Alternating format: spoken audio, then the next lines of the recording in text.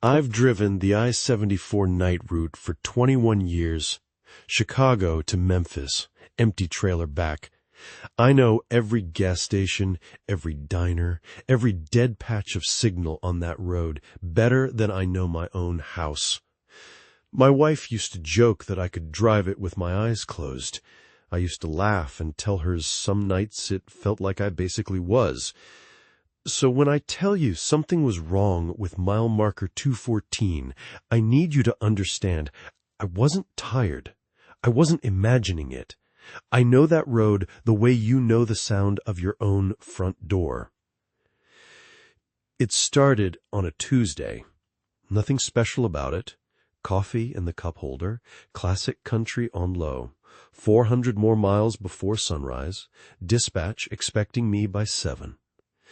I passed the sign for mile 214, right on schedule, like I always do, doing about 70. Rust bleeding down through the numbers, a dent in the bottom corner where somebody clipped it with a snowplow years back. I know that sign. I've probably passed it 4,000 times in my life. Then, 19 minutes later, I checked the dash clock because some part of me already knew to check. I passed mile marker 214 again. Same sign, same bent corner, same rust. Not a similar sign, the same one. I figured I'd zoned out, missed an exit somehow, gotten turned around on an on-ramp without noticing. I've done 30-hour hauls before. Fatigue does strange things to a man's sense of distance. So I kept driving. Watched the mile markers climb, normally after that, 215, 216, 220, 230, and told myself it was nothing. A blip. A trick of a tired brain at 3 a.m. 19 minutes later, mile 214 again. That's when I picked up the CB. There's a channel a bunch of us use on that stretch. Truckers keeping each other awake through the dead hours, trading gossip about way stations and cop speed traps. I keyed the mic and asked, half joking, if anybody else out there was seeing double markers past the Ridgeline exit. Silence for a long time, long enough that I almost set the mic back down. Then a voice, real quiet, real slow, said, "You're on it too, huh?" I asked him what he meant. He didn't answer that directly. He just asked me what year I thought it was. I laughed, told him the actual date, figured he was messing with me. There was this long pause on his end, this static-soaked nothing that went on so long I checked to see if I'd lost the channel. Then he said, "That's what I thought too, back when I still thought that mattered." He told me his name was Curtis. He said he'd been driving this stretch for what he estimated was going on 3 years now, though his logbook only ever showed a single unfinished shift. He said the marker doesn't move forward until you stop believing that it will.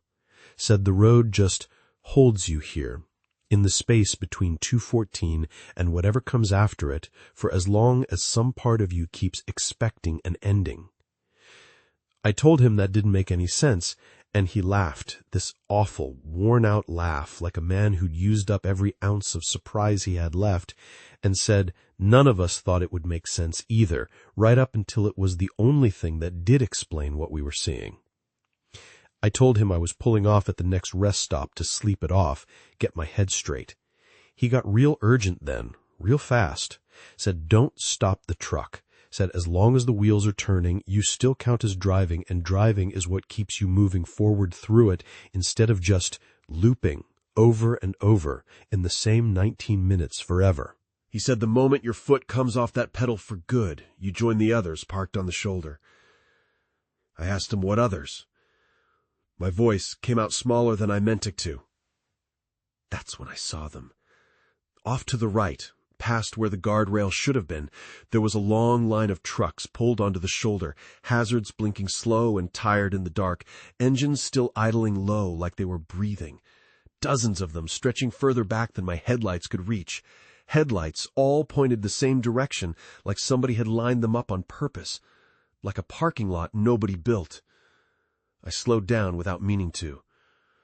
Curtis's voice cracked through the radio, sharper now, almost frantic. "Don't look at the cabs. Whatever you do tonight, don't look in the cabs." I looked anyway. I couldn't help it. The drivers were still in their seats, hands resting on the wheel, eyes open, not moving, not blinking, just staring straight ahead at a road none of them were driving on anymore. I counted at least 6 before I forced myself to look forward again. And I swear to you, on everything I have, one of those drivers turned his head slow and deliberate to watch me pass. I put my foot down and didn't ease up till my hands ached from gripping the wheel. Mile 214 came again, right on schedule, and then a diner appeared where I know for a fact there has never been a diner in 21 years of driving this route. A squat little building lit up buzzing yellow against the dark, gravel lot, a hand-painted sign reading "Open all night" that looked like it hadn't seen a fresh coat of paint since sometime in the 70s. Through the window, I could see a row of empty stools at a counter and one coffee pot sitting on a warmer, steam still rising off it like someone had just poured it. Curtis's voice, urgent, breaking up with static. "Do not stop there. That is the exit they want you to take. People go in for coffee and they don't come back out the same door." I didn't stop. I kept my foot steady, my eyes locked on the white line, and I drove straight past that buzzing yellow light like it wasn't even there. It's been, I want to say hours since then. That's what it feels like in my body, in the ache behind my eyes. Hours and hours. But mile 214 keeps coming back around every 19 minutes exactly, over and over, patient as a clock, and Curtis stopped answering the radio somewhere around the 9th or 10th time it repeated. I keep calling his handle. Nothing comes back but that same static thick as fog. Last thing he ever said to me was, "Just keep driving.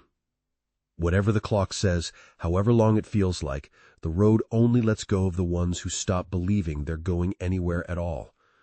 The second you give up on Memphis, Memphis gives up on you."